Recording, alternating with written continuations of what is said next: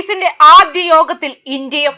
ഗാസയുടെ പുനർനിർമ്മാണത്തിനായി American president Donald Trump രൂപീകരിച്ച board of peace എന്ന സമാധാന ബോർഡിന്റെ ആദ്യ യോഗത്തിൽ ഇന്ത്യ പങ്കെടുത്തു.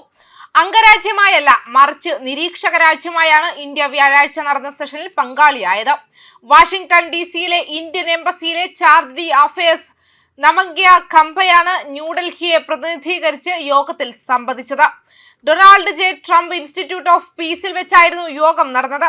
ഗാസ മുനമ്പിന്റെ പുനർനിർമ്മാണത്തിനുള്ള പ്രധാന വേദിയായി ട്രംപ് അവതരിപ്പിച്ച ഈ സംരംഭത്തിൽ ഇന്ത്യ ഇതുവരെ ഔദ്യോഗികമായി അംഗത്വം എടുത്തിട്ടില്ല. Argentina, Armenia, Azerbaijan, Hungary, Pakistan, Saudi Arabia, UAE എന്നിവ ഉൾപ്പെടെ 27 രാജ്യങ്ങളാണ് നിലവിൽ ഈ ബോർഡിലുള്ളത്. ഇതിനു പുറമെ ഇസ്രായേലും ബോർഡിൽ അംഗമാണ്. എന്നാൽ പലസ്തീനിൽ നിന്നുള്ള പ്രതിനിധികളാരും ഈ ഗ്രൂപ്പിന്റെ ഭാഗമല്ല എന്നത് ശ്രദ്ധേയമാണ്. ഗാസയുടെ പുനർനിർമ്മാണത്തിനായി $10 ബില്യൺ ട്രംപ് വാഗ്ദാനം ചെയ്തിട്ടുണ്ടെങ്കിലും ഈ തുക എവിടെ നിന്ന് കണ്ടെത്തുമെന്നോ ഇതിനായി കോൺഗ്രസിന്റെ അനുമതി തേടുമോ എന്നോ അദ്ദേഹം വ്യക്തമാക്കിയിട്ടില്ല.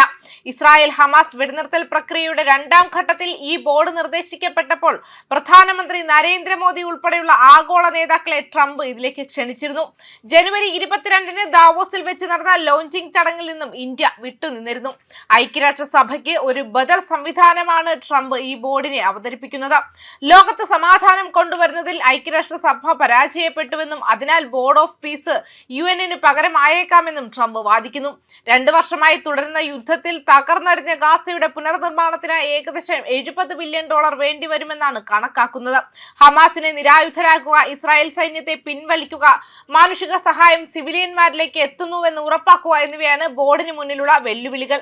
കഴിഞ്ഞ വർഷം സെപ്റ്റംബറിൽ ഗാസ യുദ്ധം അവസാനിപ്പിക്കുന്നതിനുള്ള 20 ദിന പദ്ധതിയുടെ ഭാഗമായാണ് ട്രംപ് ഇത്തരമൊരു ആശയം ആദ്യമായി മുന്നോട്ട് വെച്ചത്. ഗാസയ്ക്ക് പുറമെ ലോകത്തെ മറ്റു സംഘർഷ മേഖലകളിലും ഇടപെടാൻ ബോർഡിന് അധികാരമുണ്ടാകുമെന്നും അദ്ദേഹം സൂചിപ്പിച്ചു. മിഡിൽ ഈസ്റ്റിൽ ഇറാനുമായുള്ള സംഘർഷം മുറുകുന്ന പശ്ചാത്തലത്തിലാണ് വാഷിംഗ്ടണിൽ ഈ യോഗം നടന്നത്. താനൊരു സമാധാന ചർച്ചക്കാരനാണെന്ന് അവകാശപ്പെടുന്ന ട്രംപ് ഹമാസിനെ നിരായുധരാക്കാൻ ബലം പ്രയോഗിക്കേണ്ടി വരില്ലെന്നാണ് കരുതുന്നതെന്നും വ്യക്തമാക്കി. ബോർഡിന്റെ ഭാഗമാകാനുള്ള ക്ഷണം സ്വീകരിക്കുമോ ഇല്ലയോ എന്ന് ഇന്ത്യ വ്യക്തമാക്കിയിട്ടില്ല. മാത്രമല്ല ദാവോസിലെ ഉദ്ഘാടനത്തിൽ നിന്നും വിട്ടുനിൽക്കുകയും ചെയ്തു. തുടർന്ന് ഫെബ്രുവരി 12-നാണ് ട്രംപിന്റെ ക്ഷണം പരിഗണനയിലുണ്ടെന്ന് വിദേശകാര്യ മന്ത്രാലയ വക്താവ് രൺദീപ് ജയ്സ്വാൾ അറിയിച്ചത്. പശ്ചിമേഷ്യൻ സമാധാനം ഉറപ്പാക്കാനുള്ള ശ്രമങ്ങളെ ഇന്ത്യ എപ്പോഴും പിന്തുണച്ചിട്ടുണ്ടെന്ന് അദ്ദേഹം കൂട്ടിച്ചേർത്തു. ഗാസ ഉൾപ്പെടെ മുഴുവൻ മേഖലയിലും സുസ്ഥിരമായ സമാധാനത്തിന് വഴിയൊരുക്കുന്ന അത്തരം എല്ലാ സംരംഭങ്ങളെയും നമ്മുടെ പ്രധാനമന്ത്രി സ്വാഗതം ചെയ്തിട്ടുണ്ട്. അതിനാൽ ബോർഡ് ഓഫ് പീസിൽ ചേരാനുള്ള ക്ഷണം ഞങ്ങൾ പരിശോധിക്കുകയാണെന്നാണ് ജയ്സ്വാൾ പറഞ്ഞത്. ബോർഡ് ഓഫ് പീസ് പദ്ധതിയിലേക്ക് ഇതുവരെ 9 രാജ്യങ്ങൾ സംയുക്തമായി $700 കോടി വാഗ്ദാനം ചെയ്തു.